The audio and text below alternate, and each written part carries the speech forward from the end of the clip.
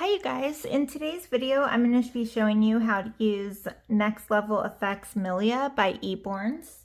And I'll just show you, this is some Milia that I just finished doing on this work in progress baby, and I did use this product for the Milia.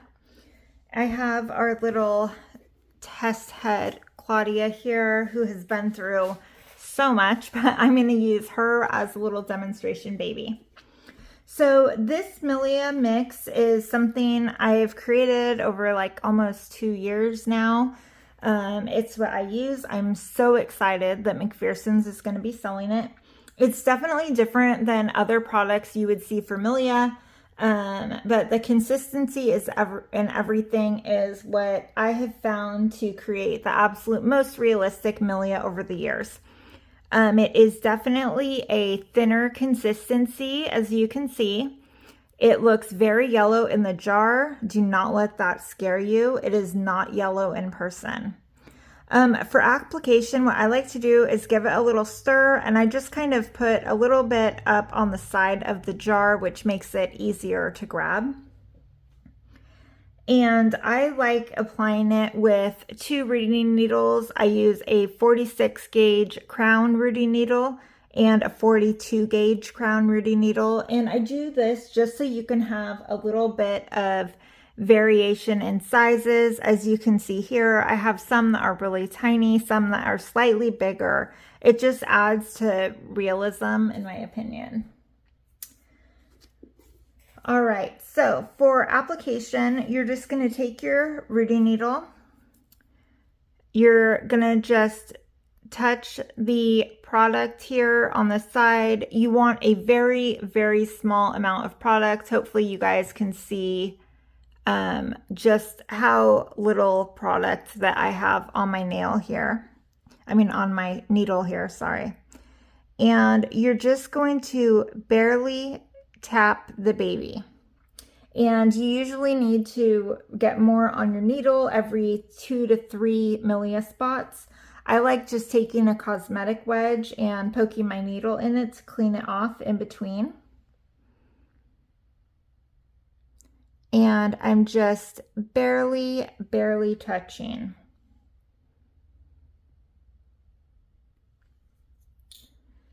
That one, if you could see, I'm going to show you guys a little bit how to clean them up. You can take a toothpick.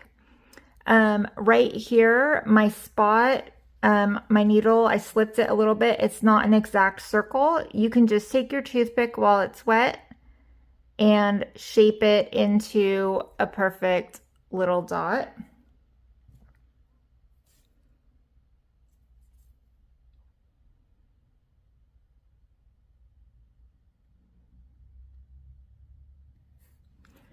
And those are the little Milia spots.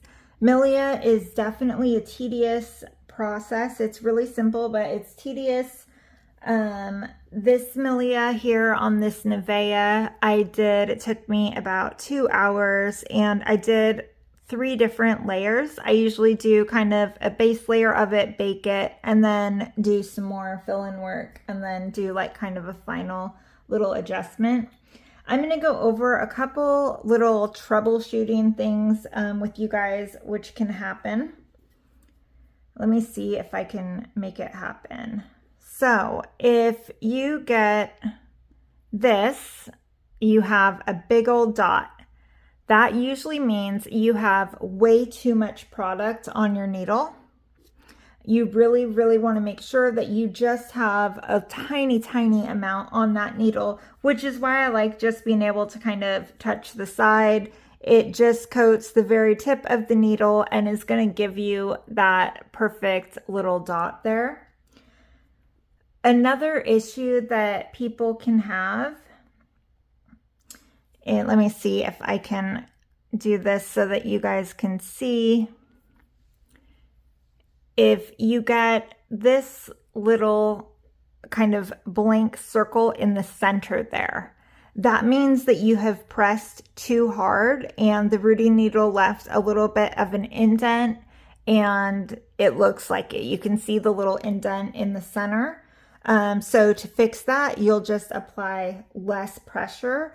It really is just a little tiny tap of your needle. You're just barely doing any pressure at all, just enough to set the paint down on there.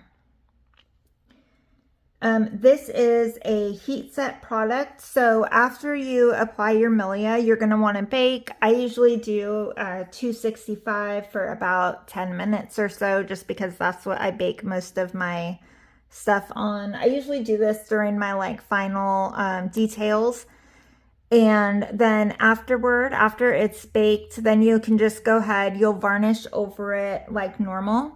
When you do varnish, kind of depending on how much texture you apply, what varnish you're using, it can tone it down a bit. This is Leandra that I have here. I don't have a before photo, but she obviously, I wanted to do like a lot of blemishes, a very kind of ugly newborn look, I guess I'll say, even though I love this sculpt, it's not ugly. But I wanted that imperfect newborn look. So I did very, very pronounced Milia, meaning it's very dark. And then after varnishing, it toned it down a bit. It's not so bright. But if you want even more subtle color-wise, you can just take a little bit of the product out, put it on your palette. You can use just a little bit of Exodus thinning oil